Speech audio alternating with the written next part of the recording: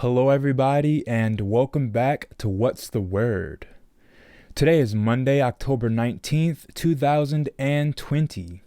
And today, the word comes from Ecclesiastes chapter 11, verse 4, which reads, "He who watches the wind, waiting for all conditions to be perfect, will not sow seed.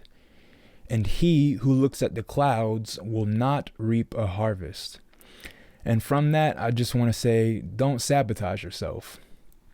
Sometimes, myself included, we wait for the perfect time to do something. But while we're waiting and putting things off, our blessing is going to pass us by. So that shot that you're wanting to shoot, go ahead and shoot it. That job you want to apply for it.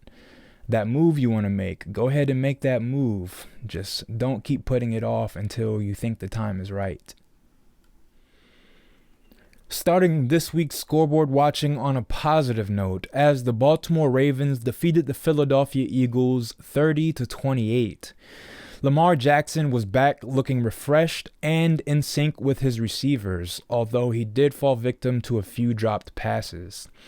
Lamar threw for 186 yards and had this slick touchdown pass to tight end Nick Boyle. Jackson keeps the play alive. Shot fake and then threw it in there. Because that's essentially what he did. Look at him pull up, little fake, finds the... Looking more like himself, Lamar ran for 108 yards on 9 attempts, including a 37-yard house call in which he clocked out at over 21 miles per hour, the quickest of his career. Defensively, the Ravens played well in the first half, not giving up their first points until halfway through the third quarter. The Ravens forced a fumble on that play, but Philadelphia recovered in the end zone. And although they missed the 2-point conversion, the Eagles did, however, gain some momentum from that. Baltimore played pretty sloppy the rest of the way, amassing 12 penalties for 132 yards. Eagles quarterback Carson Wentz almost single-handedly willed Philadelphia back into the game, but Baltimore's defense stepped up when they were needed, stopping the Eagles' 2-point conversion that would have tied the game with 1 minute and 55 seconds remaining. Next up for the Ravens after their bye week is a battle for first place in the AFC North as they take on the Pittsburgh Steelers at home at 1 p.m. The outcome, however, was not positive for the Washington football team as they fell to the New York Giants 20-19. They looked methodical on their first drive, but a poor snap led to them missing the field goal on the opening drive. Subsequently, they had bad snaps on every kick that followed. Offensively, they didn't look too bad. They only punted the ball once, but Kyle Allen had 2 critical turnovers. One, an interception early, in which you can see here. To see the journey that he's been on to be back. Allen on second down is intercepted by James Bradbury, his former Carolina teammate. We were wondering when Bradbury would arrive, and he arrived. Terry McLaurin is starting his own defensive highlight, much like Julio Jones. But the more costly one, Kyle Allen fumbled the ball. New York recovered and returned it for a touchdown to break the tie as Washington was driving with just over 3 minutes remaining. Washington did, however, score late to bring the game within 1 point, but the story of the game was a failed 2-point conversion. Now, of course, since hindsight is 2020, people will probably say, why not kick the extra point, go into overtime? But, I'm going to give Ron Rivera some credit.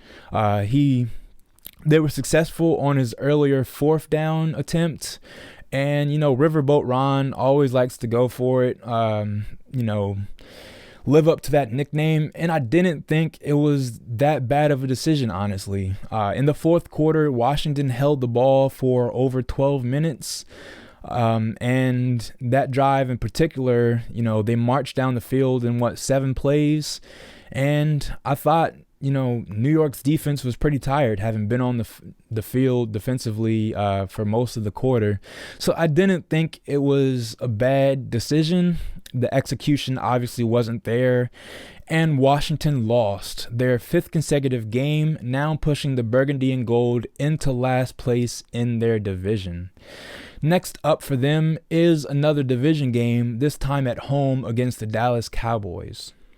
Rounding out this bit of scoreboard watching with DC United, who are finally back in the win column, defeating FC Cincinnati 2-1. This match was all about former University of Maryland standouts, as defenders Donovan Pines and Chris Aduya-Chim scored the only goals in the victory. For Donovan Pines, it's his 2nd goal in as many matches, the first 2 of his career. For Aduya-Chim, it is the very first goal of his career, and for the cancer survivor, it was the game winner. Another former Terp, goalkeeper Chris Seitz, had 5 saves in the victory. He could have had a shutout if not for a misplayed save that fell at the foot of Cincinnati's defender. The win snaps a 9-game winless streak for United, who now sit 6 points out of the playoffs with 4 matches remaining. The next match is against Atlanta United, Saturday, October 24th at 4 p.m. Also happening on the 24th, the Big Ten kicks off its football season. Maryland takes on Northwestern at 7:30 p.m.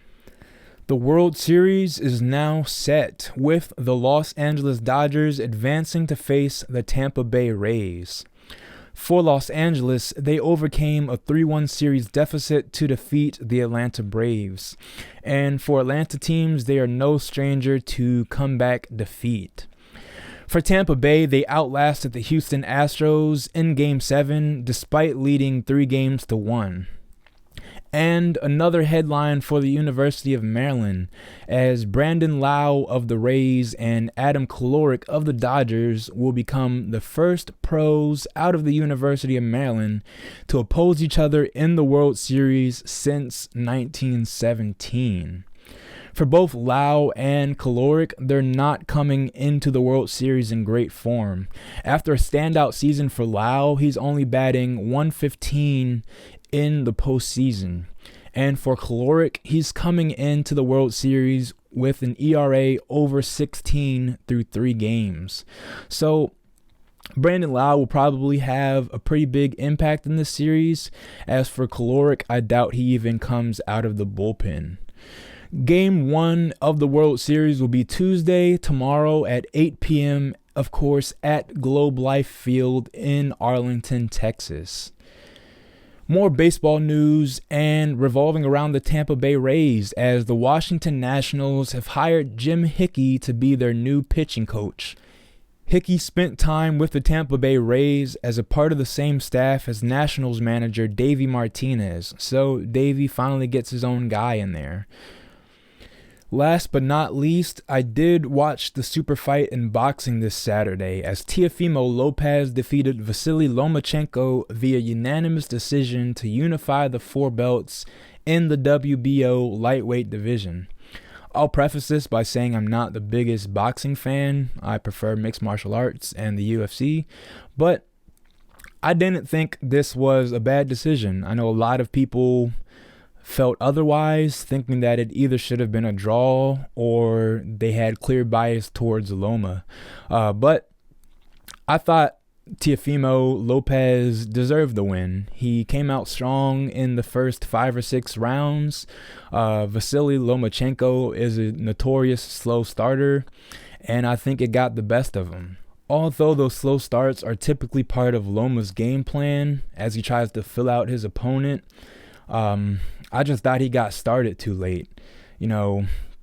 Although he did start applying the pressure in the latter rounds and probably won the majority of those latter rounds, I think that the fact that Teofimo was still standing at the end probably warranted him the victory. So say what you want about me, I'm not the biggest boxing fan as I mentioned, but that's my take on it. Thank you, everybody, for tuning in to another edition of What's the Word? God bless.